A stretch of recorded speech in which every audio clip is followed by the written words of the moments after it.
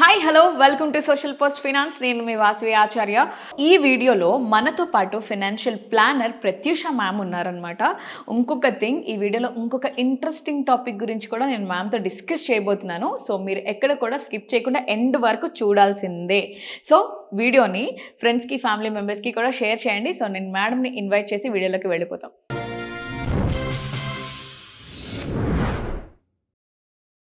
Hi ma'am. Hi ma'am, చాలా మంది UPI, ఈ డిజిటల్ పేమెంట్స్ అనేవి యూజ్ చేస్తూ ఉంటారు. యా అవి మన ఫినాన్షియల్ డిసిప్లైన్ మీద ఎలాంటి ఎఫెక్ట్ చూపిస్తాయి? లేదు అని అంటే కొంతమంది క్యాష్ ఎక్కువగా యూజ్ చేస్తూ ఉంటారు. సో క్యాష్ని యూజ్ చేయడం మంచిదంటారా? ఎక్కువ ఫోన్పే, డిజిటల్ మనీనే యూజ్ చేయడం మంచిదని అంటారా? ఇప్పుడు మీరు డిజిటల్ మనీ ఎప్పటి నుంచి యూజ్ చేస్తున్నారు మీ లైఫ్ లో? ఒక 5 years. 5 years. అంతకు ముందు క్యాష్. అప్పుడు మీ డిసిప్లిన్ ఎలా ఉండేది? ఓకే, అంటే పోతాయేమో, దాచిపెట్టుకోవాలి, ఎవరైనా తీసేసుకుంటారేమో, ఇలా ఉండేది. ఇలా ఉండేది. అంటే స్పెండింగ్ విషయానికి వస్తే కొంచెం ఆలోచించేవాళ్ళు. కొంచెం ఆలోచించండి. ఇప్పుడు 500 నోట్ అక్కడ ఇచ్చాము, దాని చేంజ్ వచ్చింది అని అంటే అమ్మో 500 నోట్ చేంజ్ అయిపోయింది, ఇంకా ఖర్చు అయిపోతుంది ఫాస్ట్ గా అని ఆలోచించే వాళ్ళం ఏదన్నా ఖర్చు పెట్టడానికి. సో అప్పుడు ఏంటి అని అంటే అనవసరమైన వస్తువులు తక్కువగా కొనేవాళ్ళం. అవును, ఏది కనిపిస్తే అది కొనేవాళ్ళం కాదు. ఎందుకు అంటే అక్కడ ఫిజికల్ గా మనకు మనీ కౌంటింగ్ తెలిసేది, ఎంత తగ్గుతుంది మన పర్స్ లోంచి అని చెప్పేసి. ఈ యూపీఐస్ అండ్ డిజిటల్ కరెన్సీ రావడం వల్ల ఏమైపోతుంది అని అంటే ఆ క్యాల్కులేషన్స్ మిస్ అవుతున్నాం మనం. ఈ ట్రెండ్ ఫాలో చేయడం జనరేషన్ కి చాలా మంచిదే, ఎందుకంటే టెక్నాలజీ డెవలప్ అవుతుంది, మనం కూడా డెవలప్ అవ్వాలి వరల్డ్ తో పాటు. మనం లేకపోతే వెనుకపడే ఉండిపోతాము.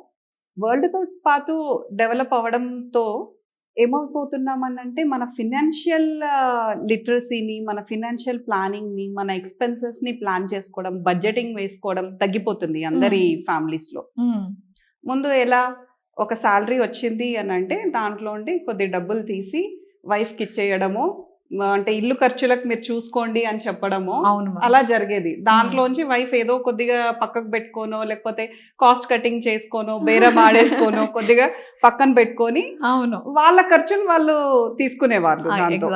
పిల్లలకి ఏదో కొనడము, వాళ్ళ కోసం ఏదో కొనుక్కోవడము, అలా జరిగేది. సో ఇప్పుడు ఈ ట్రాన్సాక్షన్స్ రావడం వల్ల ఏమైపోతుంది అని అంటే చాలా తొందరగా ఖర్చు పెట్టేస్తున్నారు డబ్బుని. హస్బెండ్ వైఫ్ చేతికి ఇవ్వడం తగ్గిపోయింది మీరు అబ్జర్వ్ చేస్తే.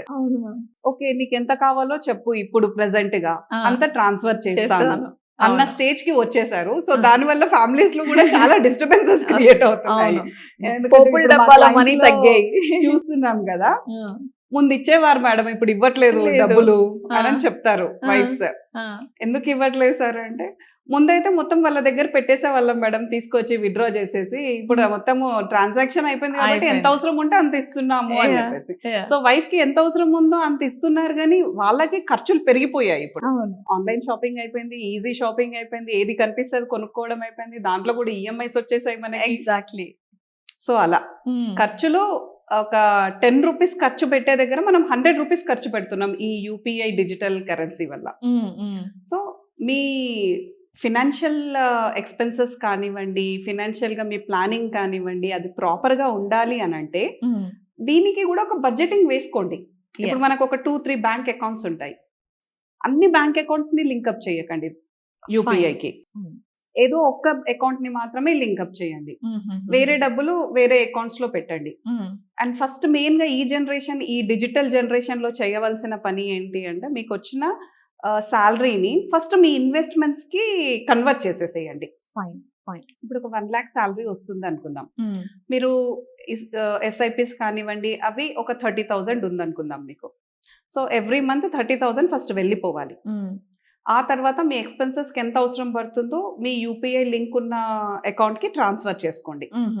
మిగతాది ఎమర్జెన్సీగా వేరే అకౌంట్ లో ఉంచుకోండి.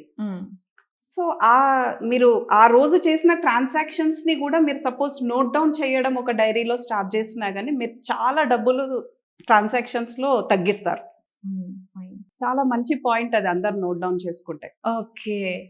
సో ముందు ఎలా మనము బడ్జెటింగ్ వేసుకునే వాళ్ళము నెలకి, అలాగే నైట్ అవగానే ఈ రోజు ఎన్ని ట్రాన్సాక్షన్స్ చేసాము మనం అని ఒక్కసారి రాసుకోండి. నెక్స్ట్ డే మీరు అన్ని ట్రాన్సాక్షన్స్ చేయరు. ఖచ్చితంగా మీ చెయ్యి కంట్రోల్లో ఉంటుంది. అంటే ఇప్పుడున్న సిచ్యువేషన్ లో డెఫినెట్ గా మీరు చెప్పింది చేయాల్సిందే మ్యామ్. ఎందుకంటే ఆ కంట్రోలింగ్, ఆ డిసిప్లైన్ అనేది ఉంటే 2 సిప్పులు కట్టేవి 3 సిప్పులు కడతామేమో. 1000 సేవ్ చేసుకునేది ఇంకొక 500 యాడ్ యాడ్ ఆన్ అవ్వచ్చు. ప్రతిసారి మనకి రాకపోవచ్చు ఆ డిసిప్లిన్ అనేది.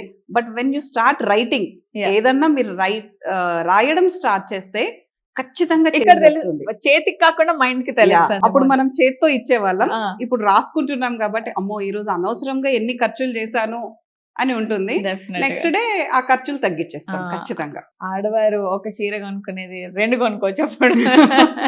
Yeah, thank you so much ma'am. ఈ వీడియో చూసిన తర్వాత మేబీ వాళ్ళు మీరు చెప్పినట్టు వెంటనే నోట్బుక్ ఇంకా పెన్ తీసుకొని రాసుకున్న తర్వాతనే స్పెండింగ్ అనేది స్టార్ట్ చేస్తారని I hope that. Thank you so much ma'am.